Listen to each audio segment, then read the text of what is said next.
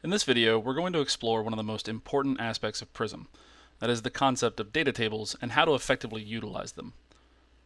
One of the things that really makes Prism unique and that sets it apart from other applications is the concept of the data table. Generic spreadsheets like Excel don't offer any structure at all. They make no assumptions about your data, and you can enter your data however you'd like, but you'll have to manually define which data are your variables and how those variables are related to each other. Other programs provide a single form of structured data table that organizes your variables, but it's the same structure for every type of experiment, regardless of how those data are related to each other. Moreover, you'll still have to manually identify the relationships of those variables to each other each time you want to perform an analysis. And in some cases, these programs require that you perform this whole process using a command line and a complex coding language. Prism is different.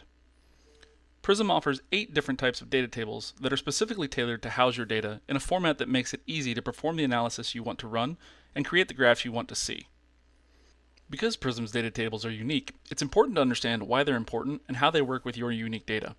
In this video, we'll cover what you need to know about Prism's data tables, including what each of the data tables are and the unique structure of each. We'll look at how each data table can be used for your data and the types of analyses that can be performed from each. I'll also be providing a few demonstrations of some of the data tables using some simple data sets to help you get more comfortable with the concept of data tables and how to effectively utilize them within. At this point, you may be wondering, why are there different structures for each of the data tables in the first place? When we perform experiments and collect data, the data we collect possess an inherent organization based on the connections and relationships that each data point has with other points in the data set. Prism's data tables reflect these relationships and are structured in a way that allow you to organize your data based on those inherent relationships so you can perform appropriate analyses. In fact, each table type has a default set of analyses and graphs appropriate for the type of data the table was designed for. This helps take some of the guesswork out of your statistical analyses and helps you generate the most appropriate graphs and visualizations for your data. Understanding the relationships in your data and how Prism's data tables utilize them will ultimately make Prism much more intuitive and save you lots of time. If you've spent any time in Prism, this screen will look familiar. This is the welcome screen and is the first thing you see when you launch Prism. The first tip that I have for you is not to just mindlessly click through options to get to data entry. There are a lot of important options on the welcome screen that you should consider before moving on to data entry. First, you'll want to choose the type of data table you want to use. You can see that each table type, such as grouped, column, or XY, are all listed on the left side of the welcome screen. For each table type, an example of the appearance of the table and a representative graph are shown at the top of the welcome screen. Importantly, at the very top of the welcome screen, you'll also see a simple explanation of the relationship in the data that the table is targeting. However, I will point out that you shouldn't try to pick a data table based on the type of graph you want to create. There isn't always a one-to-one match for data tables and graph types, and this approach can lead to confusion. You can see here that 5 different types of data tables can be used to make bar graphs. Instead, you should focus on understanding the underlying relationships in your data and which data table corresponds to targeting that organization. Going back to the welcome screen, each data table type has its own set of options for more specific structuring to accommodate your data that you should consider before proceeding. These options in some cases allow you to specify the number of replicate values to enter and also allow you to enter data as averages with error in sample size instead of raw data. However, it's generally best, if you have the raw data, to enter it directly. Prism can and will easily generate these averages and error values for you. Finally, there are 2 important help features on the welcome screen to help you get comfortable with Prism. The first are the tutorial datasets that are available for every type of data table. And each tutorial dataset will provide tips and instructions on how to use the data table, the goal of each tutorial experiment, and how to perform particular analyses related to that tutorial dataset. The other option is the Learn More button. If at any time you need more help on how the data tables are structured or information about the data tables, you can click the Learn More button to get extensive in-depth information from our online help material. Let's start by looking at XY tables. XY tables are used to examine the relationship between continuous variables. Therefore, each data point you collect needs to be defined by an X and a Y value or coordinate. Often, data for this table type takes the form of X values representing some independent variable and Y values representing some dependent variable, allowing you to perform linear or nonlinear regression to examine the relationship of the 2 variables. However, you may have also measured data where the terms dependent and independent don't really make much sense. Let's say you measured the height and GPA for a group of students, and you wanted to investigate a potential relationship between these two variables. Neither of these values would be dependent on the other, but the underlying relationship of the data would be that each point is defined by a continuous x and y value, so you would still use an xy table. Looking at the structure of an xy table, you can see that it's relatively straightforward. The first column is for row titles and is optional, but can allow you to enter labels to identify specific data points. The next column is for the x values. There's only one x column per xy table, but if you choose to enter x error values from the welcome screen, this column will have two subcolumns, one for the x value and one for the error value. Each remaining column represents your y values, with the number of subcolumns depending on the number of replicates for y that you selected on the welcome screen. Alternatively, if you choose to enter average data and error values instead of raw data for y, the y subcolumns will be formatted correctly to accept that form of data. It's also important to note that each xy table can have many separate data sets, with y values from each entered into their own column. Let's look at an example of working with an xy data table using a simple data set. Let's imagine that a teacher is interested in knowing how the temperature of a classroom affects test scores. Here, I have a data set showing various temperatures and resulting test scores from both an algebra class as well as an English class. You can see that within each class, there's only one test score for each temperature. So what I'm going to do is create an xy data table where x is entered as numbers and y will be entered as a single value for each point. Once we get the data table created, we can just manually enter this data. X will be temperature, the first group will represent the algebra test scores, and the second group will represent the English test scores. We can fill the x values quickly by using a series that starts at 68 and increases by 2 each row. The rest of the data we'll just type in quickly.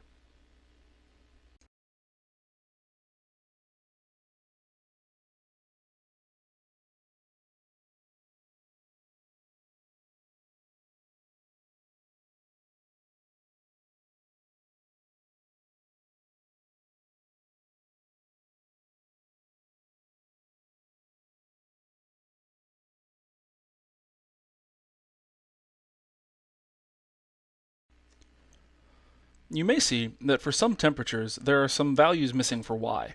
That's okay. In an xy table, Prism will only consider values for graphing and analysis that have both an x and a y coordinate. Because of this, we can also enter our data slightly differently to accommodate the fact that our two sets don't have identical x values. I have a second Prism file in which I've done this already. In this case, I simply entered x values for each set independently, making sure to keep the y values in their appropriate columns. The x and y values for the algebra class are grouped together, and the x and y values for the English class are grouped together as well. In either case, Prism sees the data the exact same way. You can verify this by looking at the graph of each Prism file and seeing that the graph of the first data set looks identical to the graph of the second.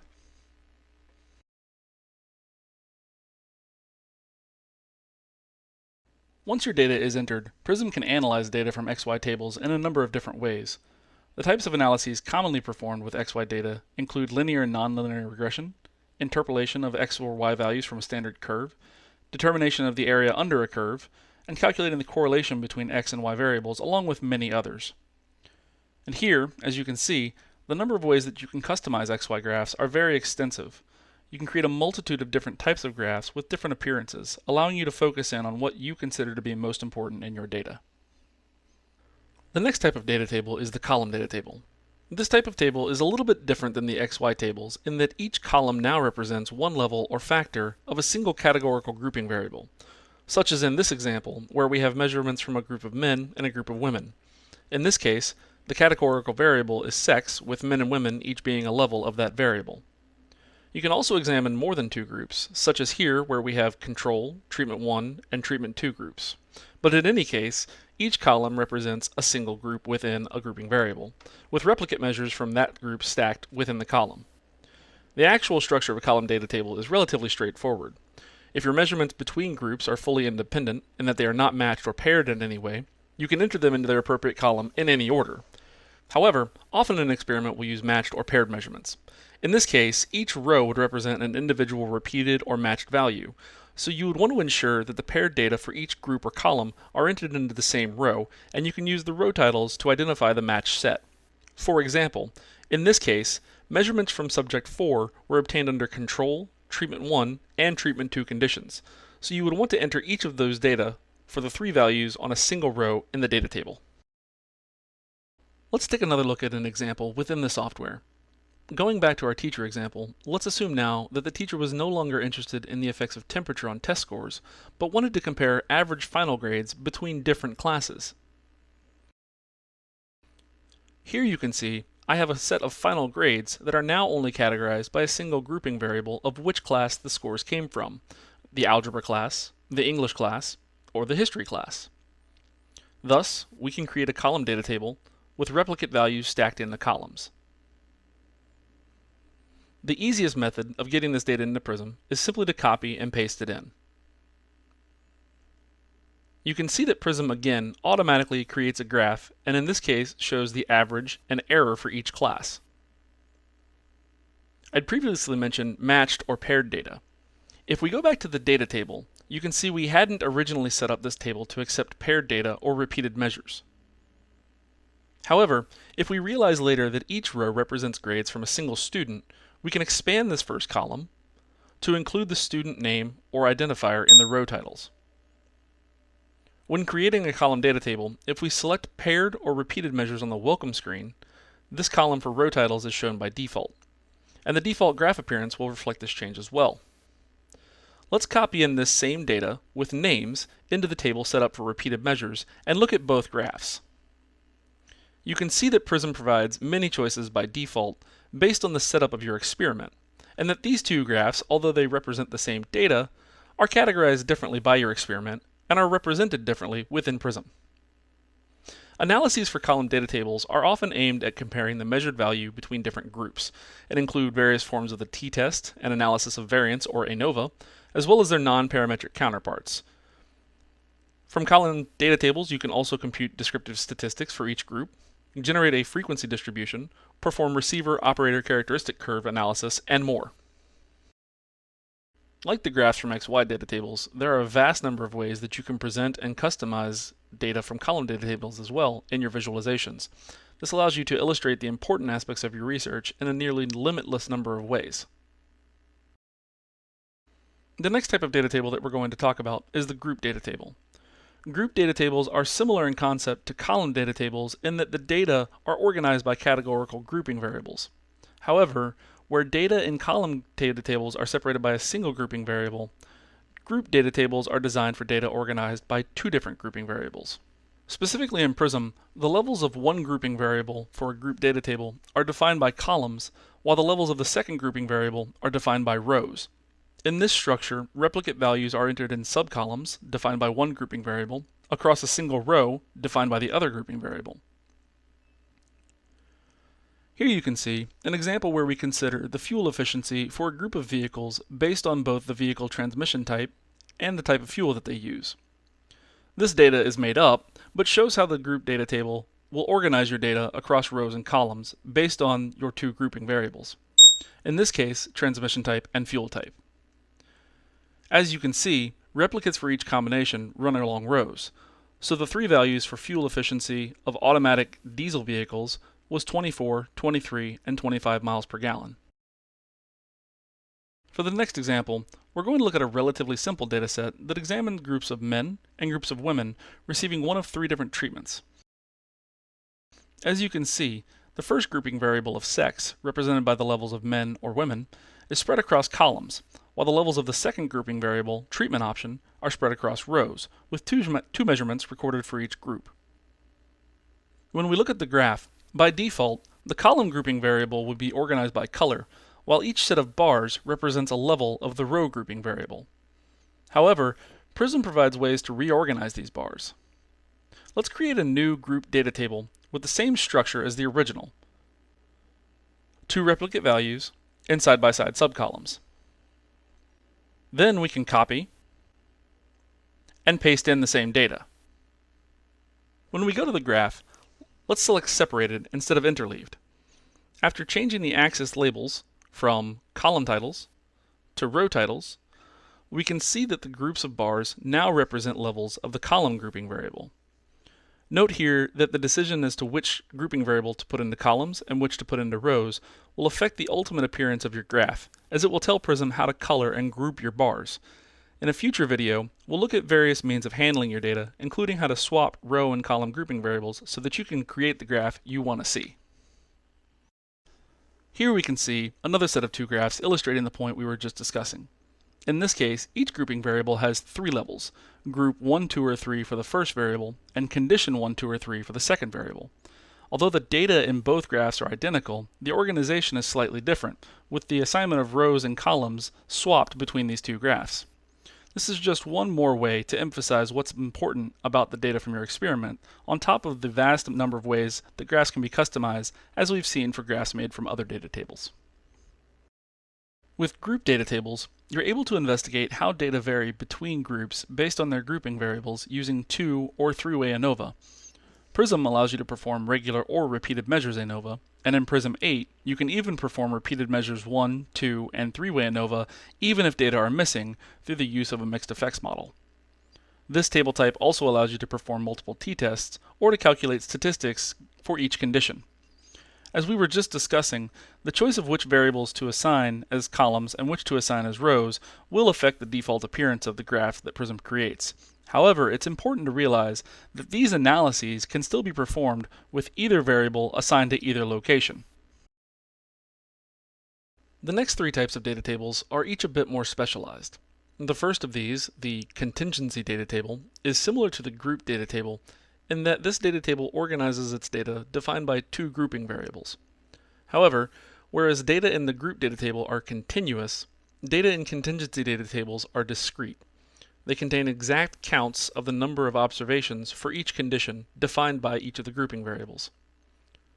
Sometimes these are looked at as exposure versus outcome tables, and they're best understood by example. Let's imagine you investigate a population and determine the number of people who did or did not get the flu in one season after having received or not received the vaccine. By observing the number of individuals in each condition, either receiving the vaccine and getting the flu, receiving the vaccine and not getting the flu, so on and so forth, you can create a contingency table from which Prism can calculate the odds that someone would contract the flu after having received the vaccine or not. Other types of analyses that Prism can perform from this type of data table are the chi-square test and Fisher's exact test. Prism can calculate odds ratios and relative risk scores, and can also calculate and report the fraction of the column, row, or grand total that each condition represents from the total population. Next up, we'll look at the survival table. This data table is structured for the analysis of so-called time-to-event data and can compare two or more groups. Although, as the name of this data table implies, these time-to-event studies are frequently investigating groups of control and treated subjects with respect to a specific illness, the event in question doesn't need to be related to death or clinical studies at all. In fact, this type of data table can be used to study any one-time event within a group. You could, for example, compare differences between different vehicles and how long each could be driven before the transmission had to be replaced. In survival tables, the x values are entered as elapsed time, usually as days or weeks or months, and the y value is coded as either a 1 or a 0. Entering a 1 means that a subject of that group experienced the event of interest after the amount of time given by x. A 0 indicates that data were censored at that time, which typically occurs when a subject either leaves the study or the study ends before the subject ever reached the event of interest. In Prism, survival data tables are unique in that when you create a survival data table, the survival curve analysis is performed automatically. Prism automatically generates a Kaplan-Meier survival curve for each group and compares multiple curves using the log rank test and the Guillen-Breslow-Wilcoxon test. The next data table type is the parts of a whole data table, and is used when you would like to examine data that represents fractions or percentages of a whole broken down by a single grouping variable. Another way to think about this is that parts of a whole data tables are used when it makes sense to ask the question, what fraction of the total does each value in my dataset represent? If that question makes sense for your data, you may consider using the parts of a whole data table. This table is structured in such a way that each component of the whole is entered into a single column, and Prism assumes that the values entered represent all parts of the whole with none missing. The graph most readily associated with this type of data table is the pie chart. As an example, you may want to investigate the number of students receiving a given grade on a test. For parts of a whole data, the various component values are entered into individual rows of a single column. In this example, you would enter the number of students receiving each letter grade on a separate row of the first column in the data table. From this data, Prism can generate the corresponding fractions of the total, or perform a chi-square goodness of fit test comparing the distribution of data entered in the data table with a defined theoretical distribution. Although the pie chart is the most commonly recognized graph from the parts of a whole data table, there are other types of graphs such as donut graphs and dot plots which also illustrate this concept of parts of a whole. The last two data table types that Prism offers are both brand new to Prism 8, so I'll spend a little bit more time on each of these. The first of these is the multiple variables data table. Like all of Prism's data tables, this table adopts a specific structure. The structure of this data table is similar to the structure found in many other statistics software, in which each row represents one observation or individual, and each column represents one variable. In the example shown here, you can see that each row represents a different food, drink, or snack item, and each column represents a different measurement of its nutritional value. Specifically, the variables examined here include information on the number of calories, the amount of fat, the amount of sodium, carbohydrates, and protein found in each item. From this data table and structure, Prism allows you to quickly perform correlation analysis on any or all of the variables, reporting back a matrix of correlation coefficients from which a heat map can be made to visually represent the value of these correlation coefficients. Perhaps most importantly though, the multiple variables table allows you to perform multiple linear regression, examining how a set of multiple independent variables affects the value of a single dependent variable. Although I won't be going through the process of multiple linear regression in detail in this video, we will have another video available that will walk you through both generating a heat map from a correlation matrix as well as performing multiple linear regression on this dataset. Briefly though, when you perform multiple linear regression, Prism allows you to identify which variable is your dependent variable, which main effects and interactions you'd like to examine, and if you'd like to perform least squares regression or Poisson regression.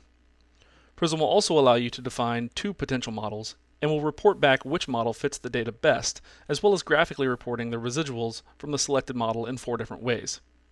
Additionally, Prism also provides a way to extract data from the multiple variables data table structure and rearrange it to fit other data table types. You can choose which type of data table you'd like to extract to, and the variables that will define how the data are arranged, and when applicable, how to separate groups by a grouping variable. Let's look at a really quick example.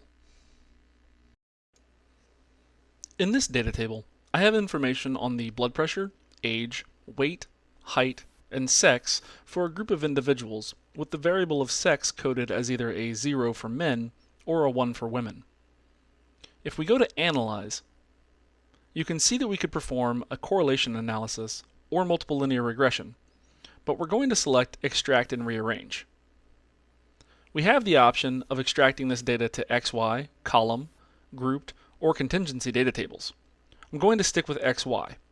And when we go to Data Arrangement, I can select height as my X variable, weight as my Y variable, and sex as my grouping variable. Clicking OK takes me to the results sheet in which weight has been extracted as Y as a function of height or X. And there are separate Y columns for both men, again coded as 0, and women, coded as 1. Clicking on the graph of this data shows the expected trend where for both men and women, as height increases, weight naturally also generally increases. Similar techniques can be used to extract data from multiple variables tables to other data table structures such as column, grouped, and contingency tables as you saw. Finally, the 8th data table, also new to Prism 8, is the nested data table. The structure of the nested data table is unique and was specifically developed for the analysis of experiments with a nested or hierarchical design. This sort of experiment is one in which you have two grouping variables defining your measurements, but in which the levels of one variable are found exclusively within specific levels of the other. The structure of the nested data table reflects this, with the levels of one variable defined by columns and the levels of the second defined by subcolumns, with specific levels or subcolumns of the second variable found only within individual levels or columns of the first. In this example, measurements from any given mouse can be found only under control or treatment conditions. The main advantage of the nested data table is its ability to analyze data from nested experimental designs while avoiding the issue of pseudo-replication.